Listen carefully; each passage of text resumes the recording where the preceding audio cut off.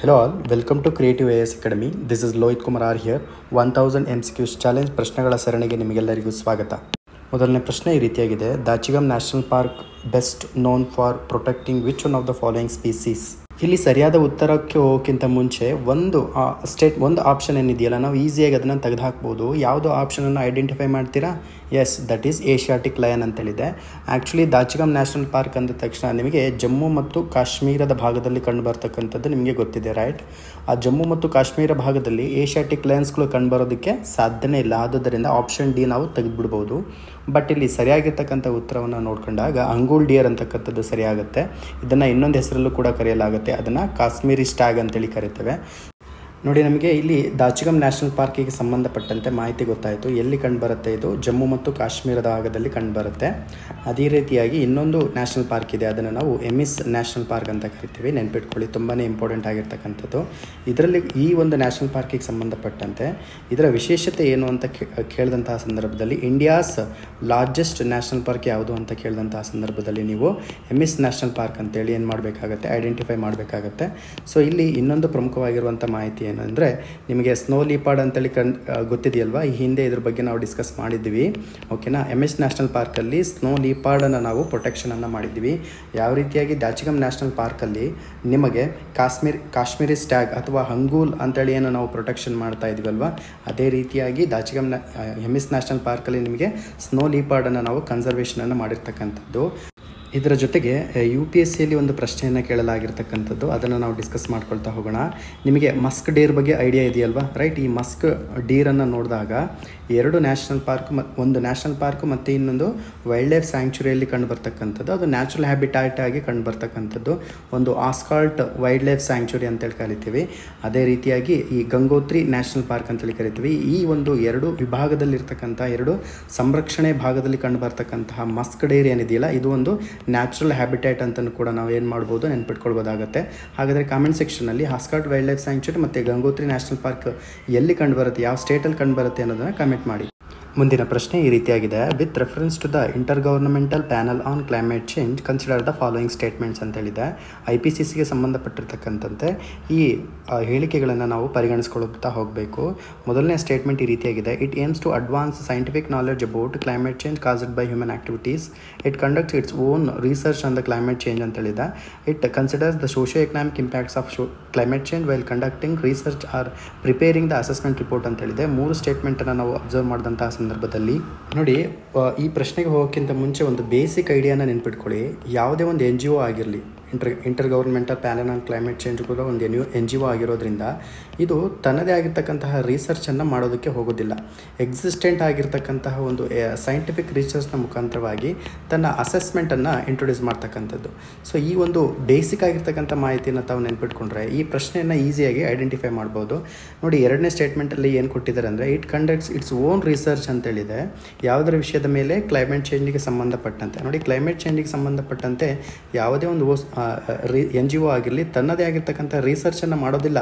Existent ಆಗಿರ್ತಕ್ಕಂತಹ ಒಂದು scientific ರಿಸರ್ಚ್ನ ಮುಖಾಂತರವಾಗಿ ಏನು ಮಾಡುತ್ತೆ, ತನ್ನ ಒಪಿನಿಯನನ್ನು ಜೊತೆಗೆ ತನ್ನ ಅಸೆಸ್ಮೆಂಟನ್ನು ನೀಡ್ತಕ್ಕಂಥದ್ದು. ವಿತ್ ದಟ್ ಸ್ಟೇಟ್ಮೆಂಟ್ 2 ಅನ್ನು ನಾವು ತಪ್ಪು ಅಂತೇಳಿ ಕನ್ಸಿಡರ್ ಮಾಡ್ಬೋದು. So with that idea we can easily cancel B option, like that D option. So ಇಲ್ಲಿ ಸರಿಯಾದ ಉತ್ತರ 1 and 3. ಹಾಗಾದರೆ 3 ಆಪ್ಷನ್ನ ನೋಡ್ಕೊಳ್ಳೋಣ. It conducts the socio economic impacts of climate change while conducting research or preparing the assessment report ಅಂತೇಳಿದೆ.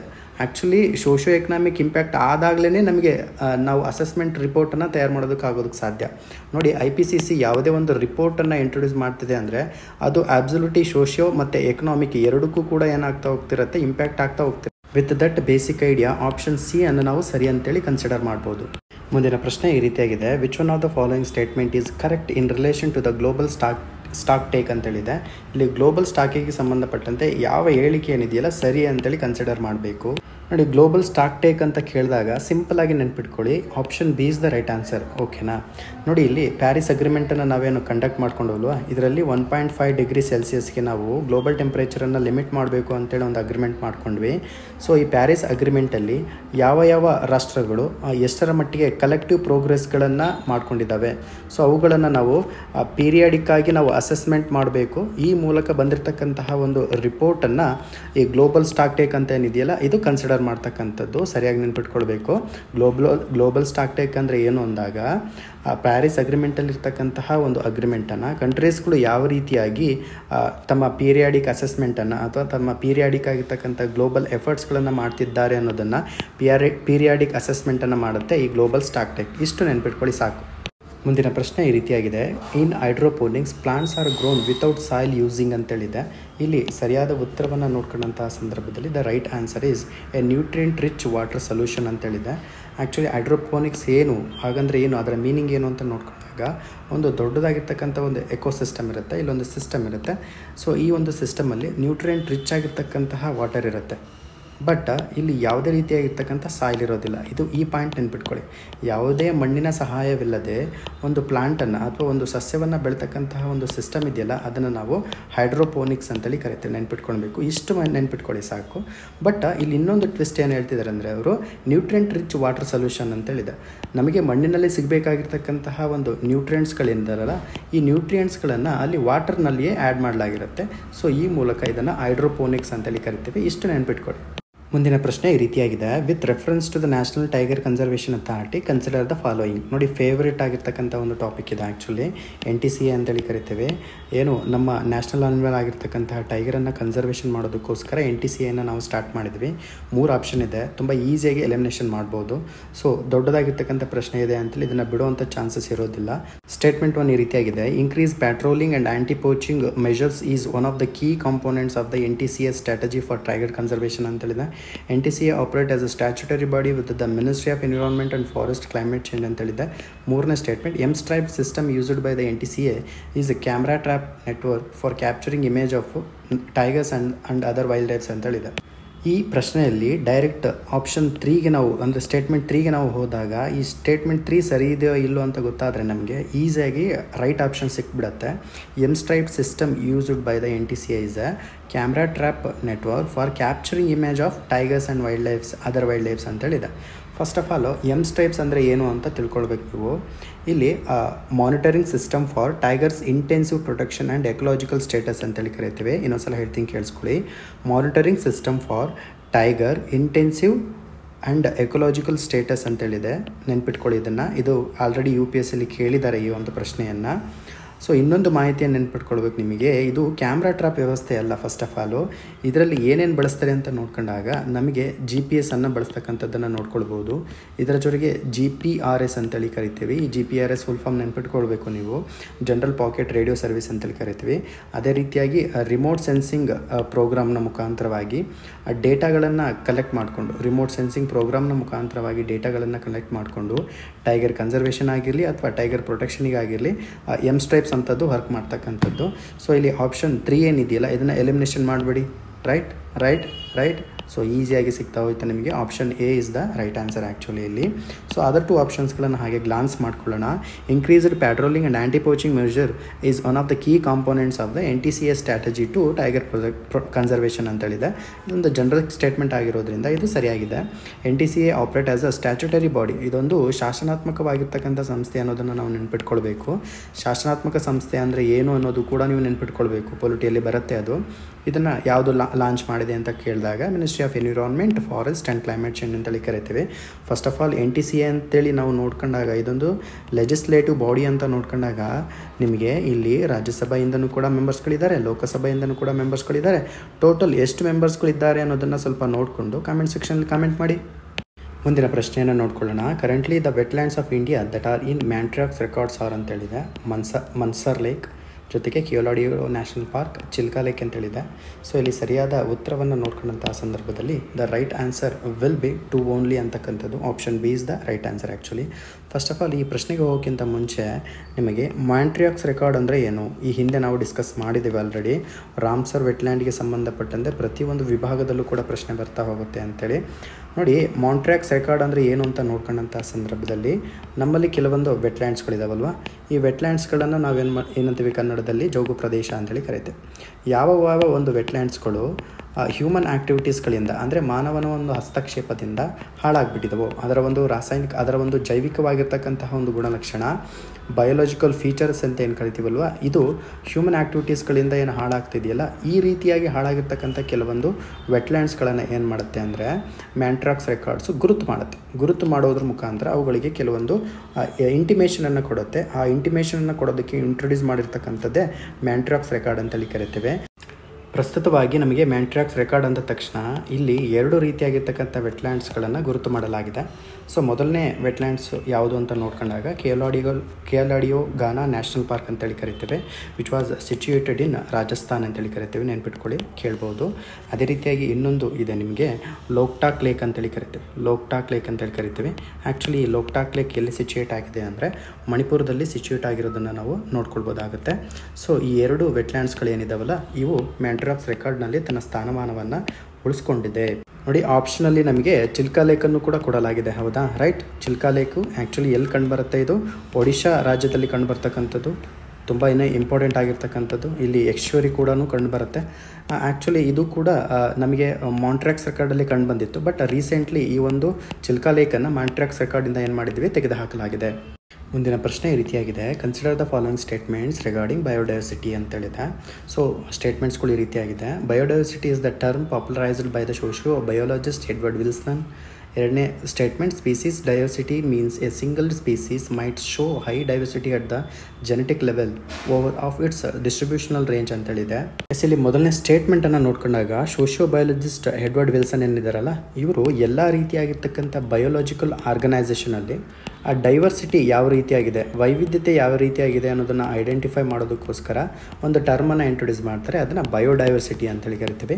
First of all ಬಯೋಡೈವರ್ಸಿಟಿಗೆ ನಾವು ಕನ್ನಡದಲ್ಲಿ ಏನಂತ ಕರಿತೀವಿ ಅಂತ ನೋಡ್ಕೊಂಡಾಗ ಜೀವ ವೈವಿಧ್ಯತೆ ಅಂತೇಳಿ ಕರಿತೀವಿ, ನೆನ್ಪಿಟ್ಕೊಳ್ಬೇಕು ಇದನ್ನು. ಈ ಟರ್ಮ್ ಕೂಡ ತುಂಬ ಇಂಪಾರ್ಟೆಂಟ್ ಆಗುತ್ತೆ. ಜೀವ ವೈವಿಧ್ಯತೆ ಏನು ಅಂತ ನೋಡ್ಕೊಂಡಾಗ ಹಲವಾರು ರೀತಿಯಾಗಿರ್ತಕ್ಕಂಥ ಬಯೋಲಾಜಿಕಲ್ ಆರ್ಗನೈಸೇಷನಲ್ಲಿ ಡೈವರ್ಸಿಟಿ ಎಷ್ಟು ಪ್ರಮಾಣದಲ್ಲಿದೆ, ವೈವಿಧ್ಯತೆ ಯಾವ ಪ್ರಮಾಣದಲ್ಲಿದೆ ಅನ್ನೋದನ್ನು ಕನ್ಕ್ಲೂಡ್ ಮಾಡ್ಕೊಳ್ಳೋದಕ್ಕೆ ಈ ಒಂದು ಟರ್ಮನ್ನು ಕಾಯಿನ್ ಮಾಡಿರ್ತಕ್ಕಂಥದ್ದು ಯಾರು? ಎಡ್ವರ್ಡ್ ವಿಲ್ಸನ್ ಅಂತೇಳಿದೆ. ಆದುದರಿಂದ ಈ ಸ್ಟೇಟ್ಮೆಂಟ್ ಸರಿಯಾಗಿದೆ. ವಿತ್ ದಟ್ ಇನ್ಫಾರ್ಮೇಷನ್ ಸ್ಟೇಟ್ಮೆಂಟ್ 1 ಸರಿಯಾಗಿರೋದ್ರಿಂದ ಆಪ್ಷನ್ ಬಿ ಹೋಗುತ್ತೆ, ಅದೇ ರೀತಿಯಾಗಿ ಆಪ್ಷನ್ ಡಿನೂ ಕೂಡ ಹೋಗುತ್ತೆ. ಬಟ್ ಇಲ್ಲಿ ಆಪ್ಷನ್ 2 ಅನ್ನು ನೋಡ್ಕೊಳ್ಬೇಕು. Species diversity means a single species might show high diversity at the genetic level over its distributional change ಇದೆ. ಆ್ಯಕ್ಚುಲಿ ಇದೇನಾಗುತ್ತೆ, ತಪ್ಪಾಗುತ್ತೆ. With that information option A is the right answer. ಮುಂದಿನ ಪ್ರಶ್ನೆ ಈ ರೀತಿಯಾಗಿದೆ, momentum for climate change is an initiative of ಅಂತೇಳಿದೆ. So ಇಲ್ಲಿ ಕೆಲವೊಂದು ವೇರಿಯಸ್ ಆರ್ಗನೈಸೇಷನ್ಸ್ಗಳನ್ನು ಕೊಡಲಾಗಿದೆ. ಆ ಆರ್ಗನೈಸೇಷನ್ಸ್ಗಳಲ್ಲಿ ಮೊಮೆಂಟಮ್ ಫಾರ್ ಚೇಂಜನ್ನು ಯಾರು ಸ್ಥಾಪನೆ ಮಾಡಿದ್ದಾರೆ, ಯಾರು ಇನಿಷಿಯೇಟಿವನ್ನು ತೆಗೆದುಕೊಂಡಿದ್ದಾರೆ ಅಂತ ನೋಡ್ಕೊಂಡಾಗ ಸರಿಯಾದ ಉತ್ತರವನ್ನು ನೋಡ್ಕೊಂಡಾಗ UN climate change secretariat is the right answer. ಮುಂದಿನ ಪ್ರಶ್ನೆ ಇದೊಂದು ಸ್ವಲ್ಪ ಸೈನ್ಸ್ ಆ್ಯಂಡ್ ಟೆಕ್ನಾಲಜಿಗೆ ರಿಲೇಟೆಡ್ ಆಗಿರ್ತಕ್ಕಂಥದ್ದು. Search lights and vehicle headlights get powerful parallel beams of light by using ಅಂತೇಳಿದೆ. ನೋಡಿ, ಇಲ್ಲಿ ಸರಿಯಾಗಿರ್ತಕ್ಕಂಥ ಆನ್ಸರನ್ನು ನೋಡ್ಕೊಳ್ಳೋಣ. ತುಂಬ ಈಸಿಯಾಗಿರೋದು ಕಾನ್ಕೇವ್ ಮಿರರ್ಸ್ ಅಂತೇಳಿ ಕರಿತೇವೆ. ನೋಡಿ, ಸೈನ್ಸ್ ಆ್ಯಂಡ್ ಟೆಕ್ಕಿಗೆ ಸಂಬಂಧಪಟ್ಟಿರ್ತಕ್ಕಂಥ ಪ್ರಶ್ನೆಗಳು ಏನಾಗ್ತವೆ ಅಂದರೆ ನಿಮಗೆ ಹೆಚ್ಚು ಫ್ಯಾಕ್ಟ್ಸ್ಗಳು ನೆನಪಿರಬೇಕಾಗಿರುತ್ತೆ. ಓಕೆನಾ? ಫ್ಯಾಕ್ಟ್ಸ್ಗಳು ನೆನಪಿರೋದ್ರ ಜೊತೆಗೆ ಕಾನ್ಸೆಪ್ಷುಯಲ್ ಕ್ಲಾರಿಟಿನೂ ಕೂಡ ಇರಬೇಕಾಗುತ್ತೆ. ಸೊ ಈ 2 ಪಾಯಿಂಟ್ ಇತ್ತು ಅಂದರೆ ನಿಮಗೆ ಸೈನ್ಸ್ ಆ್ಯಂಡ್ ಟೆಕ್ ಅಷ್ಟು ಕಷ್ಟ ಆಗೋದಿಲ್ಲ. ನೋಡಿ, ಕಾನ್ವೆಕ್ಸ್ ಮಿರರ್ಸ್ ಮತ್ತು ಕಾನ್ಕೇವ್ ಮಿರರ್ಸ್ ಇವೆರಡರ ಜೊತೆ ಫೈಟ್ ಇದೆ. ಆ್ಯಕ್ಚುಲಿ B and C ಏನಿದೆಯಲ್ಲ ಇದು ಔಟ್ ಆಫ್ ದ ರೇಸ್. ಓಕೆನಾ? ಇಂತಹ ಸಂದರ್ಭದಲ್ಲಿ ನಮಗೆ 50% ಚಾನ್ಸಸ್ಗಳಿರುತ್ತೆ. ಕಾನ್ವೆಕ್ಸ್ ಮಿರರ್ಸ್ ಮತ್ತು ಕಾನ್ಕೇವ್ ಮಿರರ್ಸ್. ನೋಡಿ, ಕೇವ್ ಅಂದ ತಕ್ಷಣ ಈ ರೀತಿಯಾಗಿರ್ತಕ್ಕಂಥ ಭಾಗ ಅರ್ಥ ಆಗ್ತಿದೆಯಾ? ಕಾನ್ಕೇವ್ ಅಂದ ತಕ್ಷಣ ಈ ರೀತಿಯಾಗಿರ್ತಕ್ಕಂಥ ಭಾಗ ವಸ್ತುಗಳು ಅಂತೇಳಿ ನೀವು ಕಾನ್ಸೆಪ್ಚುಯಲ್ ಕ್ಲಾರಿಟಿಯನ್ನು ಹೊಂದಲೇಬೇಕಾಗಿರುತ್ತೆ. ಸೊ ಇಲ್ಲಿ ರೈಟ್ ಆನ್ಸರ್ ಕಾನ್ಕೇವ್ ಮಿರರ್. ಮುಂದಿನ ಪ್ರಶ್ನೆಯನ್ನು ನೋಡ್ಕೊಳ್ಳೋಣ. In the human body significant magnetic field is produced by which of the following organs ಅಂತೇಳಿದೆ. ನೋಡಿ, ಇಲ್ಲಿ ಸರಿಯಾಗಿರ್ತಕ್ಕಂಥ ಉತ್ತರವನ್ನು ಡೈರೆಕ್ಟಾಗಿ ನೋಡ್ಕೊಳ್ಳೋಣ. ಹಾರ್ಟ್ ಆ್ಯಂಡ್ ಬ್ರೈನ್ ಅಂತೇಳಿ ಇದೆಯಲ್ಲ, ಈ 2 ಭಾಗಗಳು ಮಾನವ ದೇಹದಲ್ಲಿ ಗಮನಾರ್ಹವಾಗಿರ್ತಕ್ಕಂಥ ಕಾಂತೀಯ ಕ್ಷೇತ್ರವು ಈ 2 ಅಂಗಗಳಲ್ಲಿ ಮಾತ್ರ ನಮಗೆ ಕಂಡು ಬರ್ತಕ್ಕಂಥದ್ದು. ಆದುದರಿಂದ ಇಲ್ಲಿ ರೈಟ್ ಆನ್ಸರ್ ಯಾವುದಾಗುತ್ತೆ? Option B is the right answer.